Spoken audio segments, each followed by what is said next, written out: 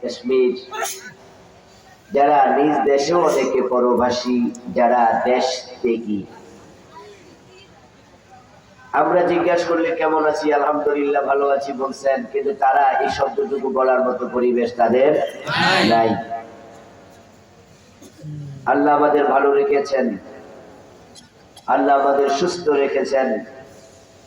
এই শীত উপেক্ষা করে কোরআনের এই প্রোগ্রামে, কোরআনের আহ্বানে আমাদেরকে সমবেত হওয়ার সুযোগ দিয়েছেন।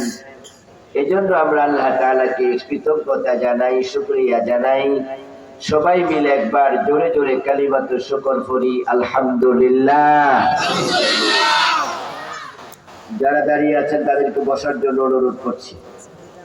কোনো চেয়ার খালি থাকতে কেউ দাঁড়িয়ে থাকবেন না। ভলান্টিয়ার এক দুইজন থাকেন, বাকিরা বসে যান। মাঠ পরিপূর্ণ থাকলে দেখতে সুন্দর লাগে। প্রিয় দিনী ভাইরা, আমি আপনাদের সম্মুখে পবিত্র কোরআন মাজিদ থেকে সূরাতুস সফের 9 নম্বর আয়াতে কারিমা তেলাওয়াত করেছি। নবীজি সাল্লাল্লাহু আলাইহি ওয়াসাল্লামের পবিত্র মুখ অনুসৃত ছোট ছোট দুটি হাদিস পড়েছি। আল্লাহ তাআলা তৌফিক দিলে এখান থেকে কিছু কথা বলবো ইনশাআল্লাহ। তাফসীরুল কোরআন মাহফিল এর মানে হলো এই মাহফিলে কোরআন থেকে কথা হবে। আমি সরাসরি তাফসীর করতে পারি না, এই যোগ্যতা আমার নাই। তবে কোরআনের তাফসীর যারা করেছেন, আল্লাহ তাআলা অনেকগুলো তাফসীর বাংলা আরবি পড়ার সুযোগ দিয়েছেন।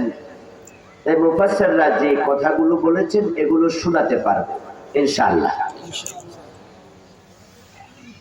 কোরআন হচ্ছে হেদায়েতের একমাত্র কিতাব।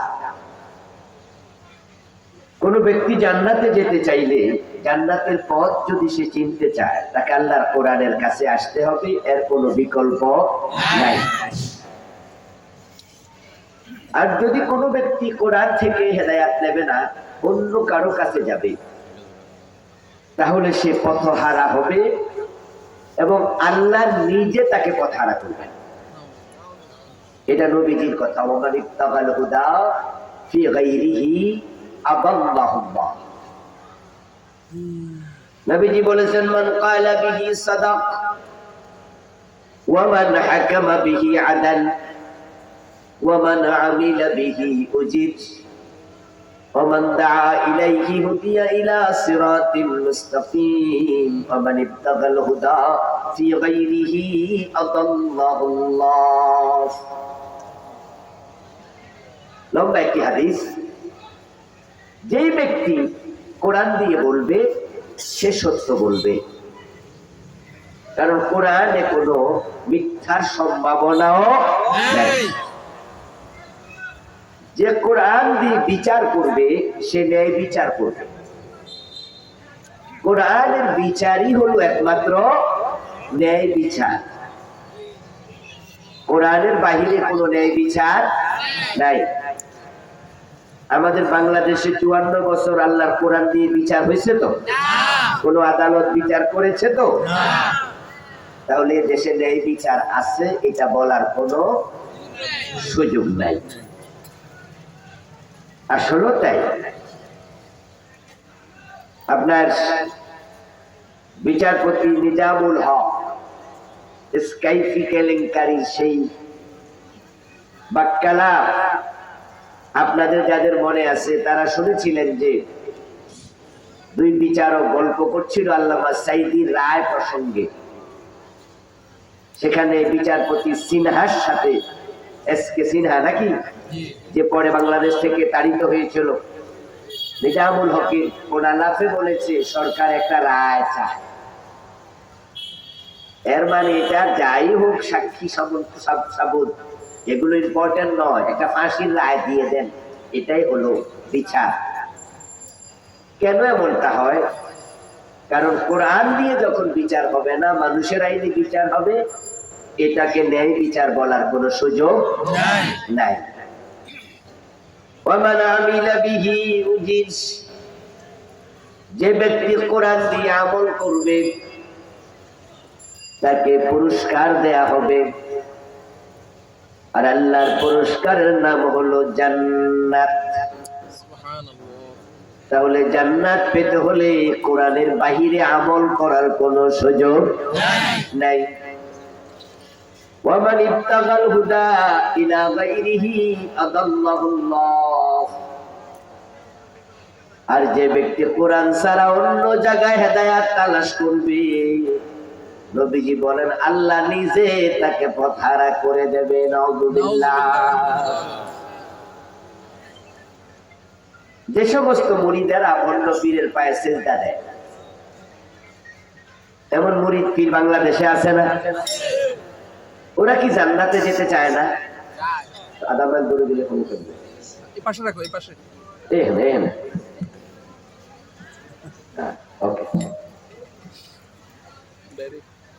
যে ব্যক্তি পীরের পায়ে সিজদা দেয় সেও কিন্তু পীরের কাছে জান্নাতের জন্যই যায়।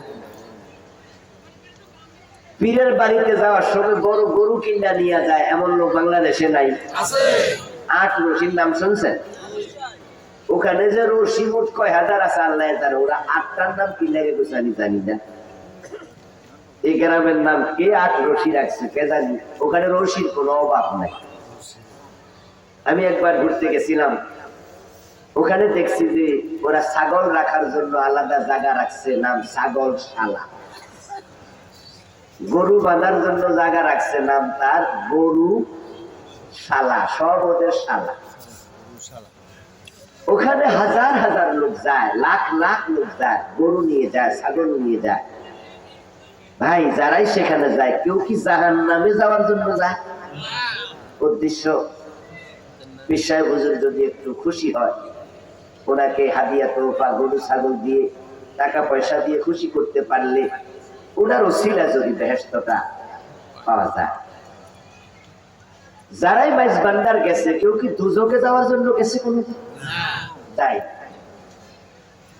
যারা 8 রশি গেছে, মাইজ ভান্ডার গেছে, দেওয়ানবাগ গেছে, বরং ওই সমস্ত লোকগুলো জান্নাত পাওয়ার ব্যাপারে এতটাই নিশ্চিত যে যতটা আমরা নিশ্চিন্ত নই। বরং তাদের মাঝে এমন কেউ কেউ আছে যারা বলে যে হুজুর আমারে ছাড়া বেহেশতে যাবে না, এই ওয়াদা হুজুর থেকে আমি লইছি। এবং হুজুরও কইছে তোরে ছাড়া আমি বেহেশতে যাব না। এবং ওই জাতীয় লোকগুলো কাদের মাঝে দোতরা নিয়ে মাঝে মাঝে গানও গায়। আছেন আমার মুক্তার, আছেন আমার ব্যারিস্টার, শেষ বিচারের হাইকোর্টেতে তিনি আমায় করবে পার। শেষ বিচারের হাইকোর্ট, আল্লাহর আদালতকে তারা অস্বীকার করে না। শেষ বিচারের বিচার দিবসে আল্লাহ তাআলা হবেন হাকিম। এটা ভণ্ড পীরের মুরিদরাও জানে, বিশ্বাসও করে। কিন্তু দেখুন তাদের চিন্তা, সে হাইকোর্টে নাকি তাদের ব্যারিস্টার আছে, জামিনদার আছে, তিনি তাকে পার করবে। এজন্য আখিরাতের ব্যাপারে তার কোনো দুশ্চিন্তা নাই।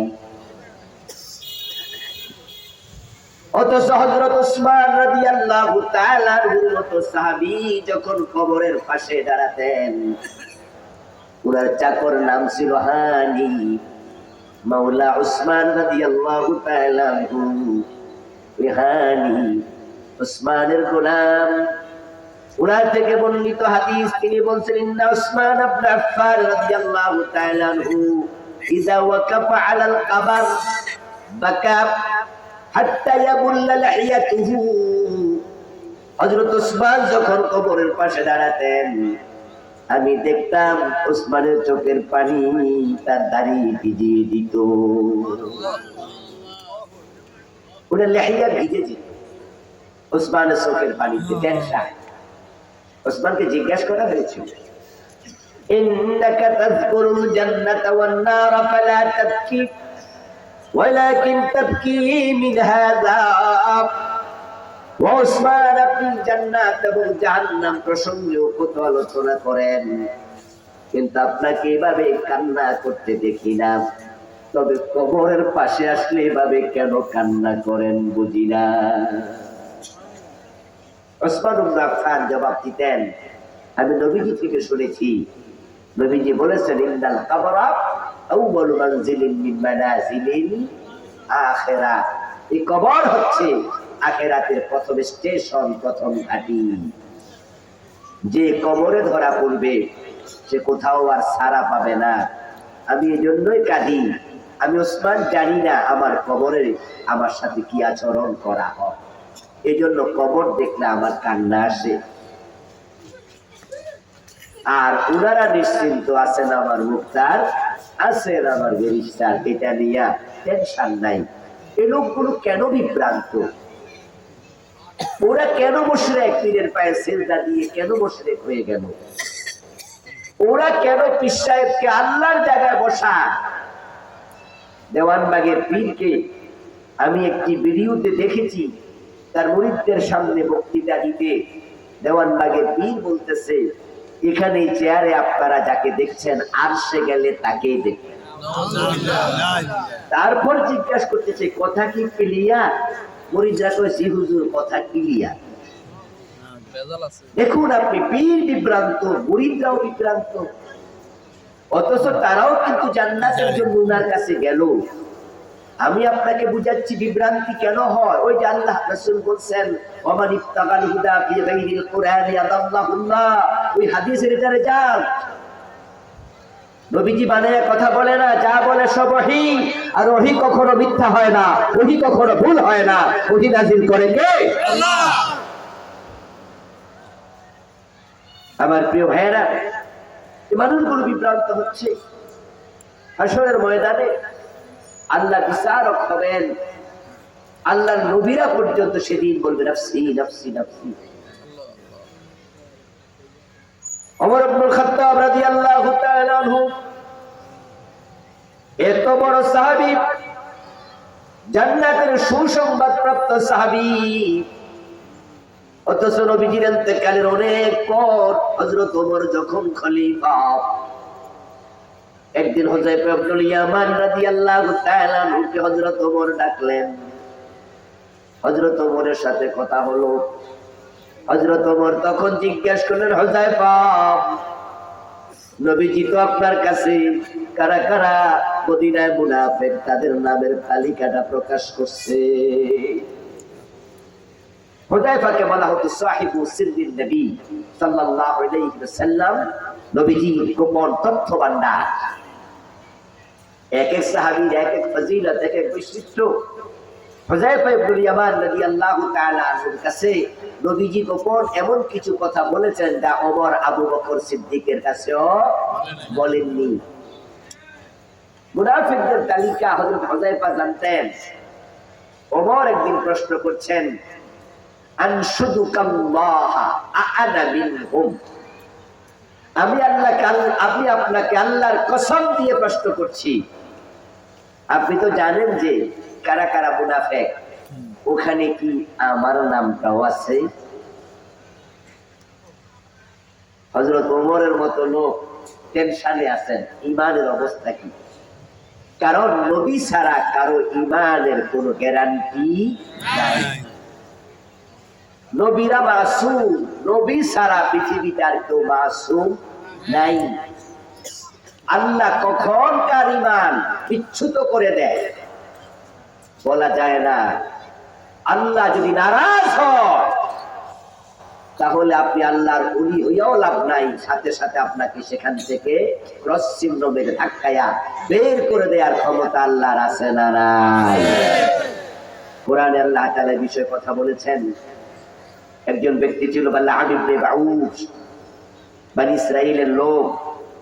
কানা মুজাবাদ দাওয়াহ, তিনি ছিলেন মুস্তাজাবুদ দাওয়াত। এমন আল্লাহর বড় ওলি ছিলেন যে দোয়া করতে দেরি, কবুল হতে দেরি হতো না। কিন্তু এক পর্যায়ে ওই বালাআম সে কাফের হয়ে মারা গেছে। وَاتْلُ عَلَيْهِمْ نَبَأَ الَّذِي آتَيْنَاهُ آيَاتِنَا فَانسَلَخَ مِنْهَا فَأَتْبَعَهُ الشَّيْطَانُ فَكَانَ مِنَ الْغَاوِينَ। আল্লাহ তাআলা কোরআনে বলে, ও নবী, আপনি ওই ব্যক্তির আলোচনা সাহাবাদের কাছে বলুন, মানুষকে শুনান, তার ব্যাপারে তেলাওয়াত করুন, যাকে আমি অনেকগুলো কারামত দিয়েছি, নিদর্শন দিয়েছি। তার মাঝে একটা ছিল দোয়া করতে দেরি। নিজেরা কিছু কর না ভাই, সব আমার দোয়া করতে দেরি, কবুল হতে অনেকগুলো বহু বছরের শব্দ। আপনি তার খবর দেন যাকে আমি অনেকগুলো কারামত দিছি, কিন্তু ওই কারামতের উপরে লোকটা থেকে থাকতে পারে নাই। শয়তান তার পিছু নিয়েছে, এক পর্যায়ে সে পথভ্রষ্ট হয়েছে, কাফের হয়ে বসছে। নাউজুবিল্লাহ বলেন। আমারও ঘটে, তাহলে চলো আমিও যাই। দুইজন মিলে নবীজির কাছে গেলেন, নবীজিকে শোনালেন, ইয়া রাসূলুল্লাহ, আমাদের ইমানের তুই অবস্থা, তাহলে এটা আসল ইমান তো না, মনে হয় ইমানের মাঝে ভেজাল ঢুকে গেছে, আমরা মুনাফিক হয়ে গেছি। নবীজি বলছেন, না, এটা মুনাফিকি না, তোমরা দুশ্চিন্তার কারণ নাই। আমার কাছে থাকলে তোমাদের ইমান যত তাজা থাকে, যদি বাহিরে গেলে এরকম তাজা সবসময় থাকতো, তাহলে তোমাদের মাকাম এত উপরে যেত, ফেরেশতারা তোমাদের সাথে দিবালোকে মুসাফা করতো। আমার কাছ থেকে গেলে একটু দুনিয়াদারি চিন্তা আসবে, এটার নাম মুনাফিকি না। টেনশন করো না, যাও বাড়ি যাও, টেনশন করো না। তো সাহাবারা আবু বকরের মুখ তো লোক টেনশন করে, হানজালা টেনশন করে, ওমর টেনশন করে, উসমান টেনশন করে, আর ওনারা তো তোরা গাদ কাঁধে লইয়া আমি পাপি, তিনি জামিনদার। এই লোকগুলো সুপথ প্রাপ্ত না পথ হারা? এগুলোর মাঝে এমন লোক আছে যারা মুরিদ হওয়ার আগে মাঝে মাঝে নামাজে যেত, আল্লাহকে সেজদা করত, কিন্তু পীরের কাছে মুরিদ হওয়ার পর এখন সেজদা আল্লাহরে করে না, ডাইরেক্ট পীরের পায়ে দেয়, নামাজ কালামও পড়ে না। এমন মুরিদও আছে না নাই? আমার প্রশ্ন হলো, কেন তারা পথ হারা হলো? উত্তর একটাই, নবীজি বলেছেন, হিদায়াত কোরআন থেকে না নিয়া অন্য জায়গায় গেলে আল্লাহ তোমারে পথ হারা করে দেবে, আর আল্লাহ যাকে পথ হারা করে তাকে হিদায়াত দেওয়ার ক্ষমতা কারো নেই। তাহলে আমার এই আলোচনা থেকে যে কথাটা আমরা বুঝতে চাই, আল্লাহ তাআলা কোরআন মাজিদে মোট ৩টি সূরাতে নবীজির জীবনের লক্ষ্য বর্ণনা করেছেন। সূরা সাফ যেটা পড়লাম আয়াত নাম্বার 9, সূরাতুল ফাতহ আয়াত নাম্বার 28, সূরাতুত তাওবা আয়াত নাম্বার 33। এই ৩ সূরার ৩টি ভিন্ন আয়াত, কিন্তু কথা একটাই বলেছেন ৩ বার, ফাবিআইয়ি আলাই রাব্বিকুমা তুকাজ্জিবান। এটা কি আর রহমান সূরাতে একবার আছে না বেশি? 31 বার। একই কথা আল্লাহ বারবার বলেন গুরুত্বের জন্য। নবীজি পৃথিবীতে কেন এসেছেন ৩ বার বলেছেন। এখন নবীজি কেন এসেছেন উম্মতের এটা জানা দরকার আছে না নাই? নবীজিকে মানা নফল না ফরজ? তো মানা আগে না জানা আগে? তো যদি জানা আগে হয়, নবী কেন এসেছেন এটা জানতেই হবে। নবীজি কেন আসলেন এটা যদি আমরা জানতাম, আর বাংলাদেশের লোকেরা নবীজিকে মানতাম, তার জীবনের লক্ষ্য আমাদের জীবনের লক্ষ্য বানাতাম, তাহলে কত আগেই বাংলাদেশ কোরআনের রাষ্ট্র হয়ে যেত। কারণ আল্লাহ তাআলা নবীজিকে পাঠাইছেন একটা কারণে, ৩ সূরাতে বলেছেন লিইয়ুযহিরাহু আলা দ্বীনি কুল্লি। আমি আমার রাসূলকে পাঠাইছি তিনি যেন জমিনে ইসলামের বিজয় করেন। তো নবীর জীবনের লক্ষ্য ছিল ইসলামের বিজয়। এবার আপনাদের কাছে আমার প্রশ্ন, যদি নবীর জীবনের লক্ষ্য দ্বীনের বিজয় হয়, প্রত্যেকটা উম্মত তার জীবনের লক্ষ্যটা আল্লাহর দ্বীনের বিজয়কে বানানো দরকার আছে না নাই? তাহলে আমাদের জীবনের লক্ষ্য হবে আল্লাহর দ্বীনের বিজয়। এবার বলুন তো, আগে রোগ নির্ণয় করা হোক, তারপরে চিকিৎসা। কারণ ভুল ঔষধে রোগ সারে না, বরং উল্টা আরো অনেক সময় রোগীর ক্ষতি হয়। ঔষধের অ্যাকশনের চেয়ে রিঅ্যাকশন জঘন্য। আগে রোগ ফাইন্ড আউট হোক, ডায়াগনোসিসটা হোক, এই জন্য তো পরীক্ষা নিরীক্ষা হোক। তারপরে এবার রোগ চিহ্নিত হলে এবার চিকিৎসা।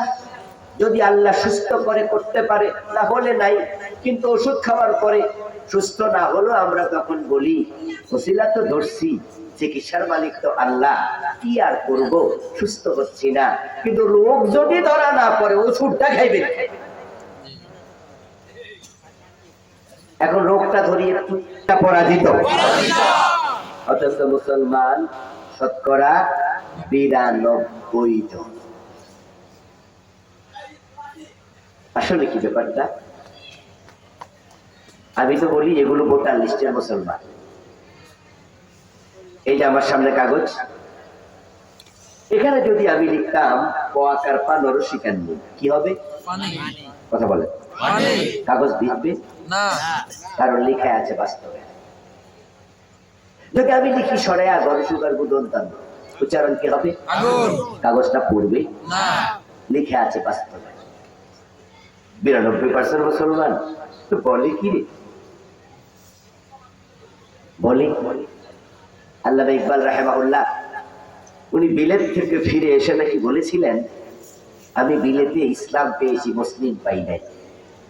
আর ভারত উপমহাদেশে আমি মুসলিম পাচ্ছি, ইসলাম পাই না। 92% মুসলমান লাগে। এগুলো তো ভোটার লিস্টের মুসলমান, কাজীর গরুর মতো, কেতাবে আছে গোয়ালে নাই। আসল আগুন হলে পুড়ে যেত, লেখায় থাকলে লাভ নাই। আসল পানি হলে ভিজে যেত, লেখা থাকলে ভেজা না। বাস্তব মুসলমান 51% থাকলে ইসলাম কায়েম হয়ে যেত অনেক আগেই।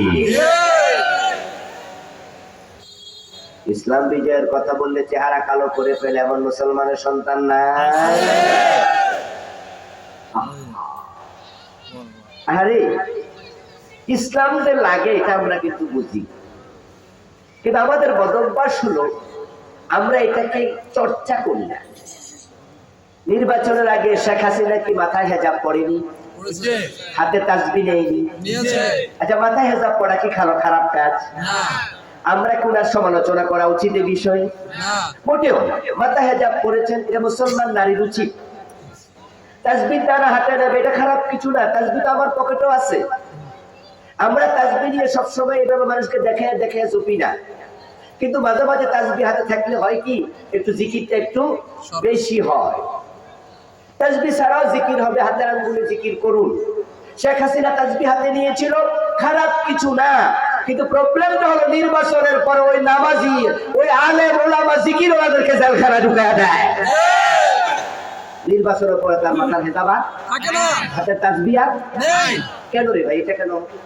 লোক দেখানো দরকার ভোটের জন্য। এই যে নির্বাচন আসতেছে, কিছু লোক করে দেখবেন যে আসরের নামাজ নাকি 3 বার পড়ে। আমি শুনছি, আমি দেখি নাই। কয়দিন আগে একজন বলছে 2-3 বার আসরের নামাজ। তো জিগাই লোক কি স্যার কিছুক্ষণ আগে পড়ছেন, তার মানুষ কি দেখছি আরেক মসজিদে যাই। আমার দোস্ত, কেন তুমি ইসলামকে লালন কেন করো না? ইসলাম তো আমাদের একানা। সত্যিকার অর্থে 92% মুসলমানের দেশ। এটা তো ডক্টর কামালের লেখা, ওই শিরকি কুফরি সংবিধান দিয়ে চলার কথা না।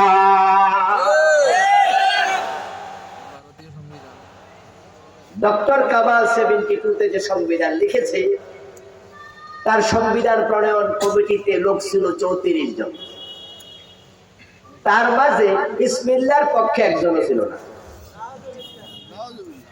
এজন্য তার লেখা ওই সংবিধানে বিসমিল্লাহটা ছিল না। জানেন তো আপনারা? জানেন? অথচ 92% মুসলমানের দেশ। এবং ডক্টর কামাল কি হিন্দু?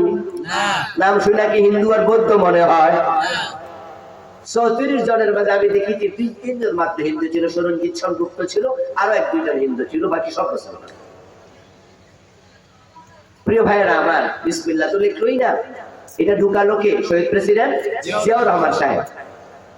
আচ্ছা, বিসমিল্লাহ ঢুকালো না, তারপর সংবিধানের যে মূলনীতি বানালো তার মাঝে জনগণকে এতটাই পাওয়ারফুল করে দেখালো, তারা সাবরেন্টি সার্বভৌমত্বের অংশে লিখেছে জনগণ সকল ক্ষমতার উৎস, সকল ক্ষমতার মালিক।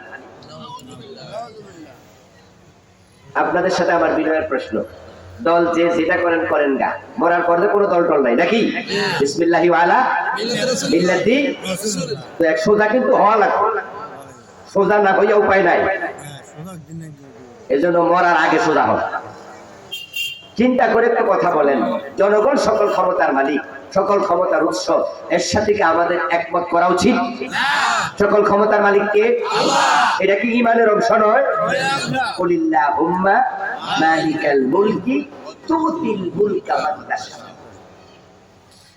আন্নাল কুওয়াতা লিল্লাহি জামিআ।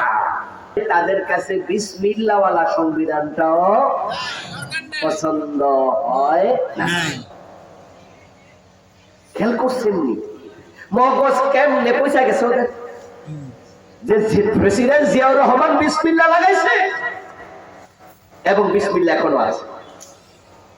গত সরকার তারা বাংলাদেশের সংবিধানে একটি অংশ ছিল 4টি মূলনীতির একটা মূলনীতি আল্লাহর উপরে আস্থা ও বিশ্বাস। আওয়ামী লীগ সরকার কিন্তু এসে এই অংশটুকু জানেন তো, জানেন না আপনারা?